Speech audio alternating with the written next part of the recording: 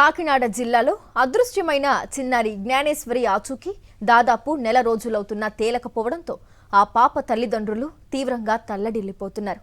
పోలీసులు ఎంత ప్రయత్నించినా చిన్నారి జాడ కనిపెట్టలేకపోతూ ఉండటం వారిని మానసిక క్షోభకు ఆవేదనకు గురిచేస్తోంది. జ్ఞానేశ్వరి ఆచూకీ కోసం పోలీసులు రూపొందించిన గోడ పత్రికలను పాప తండ్రి గణేష్ స్వయంగా అంటిస్తున్నారు.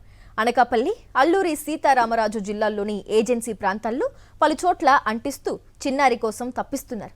తమ పాపను ఎవరైనా అపహరించి ఉంటే తమకు తిరిగి క్షేమంగా అప్పగించాలని తల్లిదండ్రులు భవానీ, గణేష్ వేడుకుంటున్నారు. పోలీసుల నుండి కానీ తమ కుటుంబ సభ్యుల నుండి కానీ ఎలాంటి ఇబ్బందులు కిడ్నాపర్లకు రావని చిన్నారి తల్లి భవానీ చేతులు జోడించి అర్థించింది.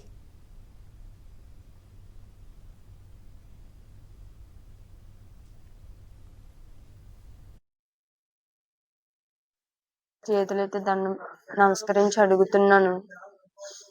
ఎవరైనా తీసుకెళ్ళి ఉంటే ఆడవాళ్ళు అవ్వచ్చు, మగవాళ్ళు అవ్వచ్చు, చిన్నవాళ్ళు అవ్వచ్చు, పెద్దవాళ్ళు అవ్వచ్చు, దయచేసి నా బాధను అర్థం చేసుకొని మా పాపని నాకు అప్పగిస్తారని నేను అనుకుంటున్నాను.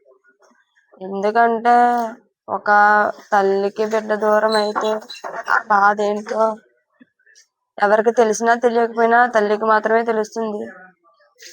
ఎవరో చెప్పినంత ఈజీగా ఉండదు ఆ బాధని దిగమింగడం.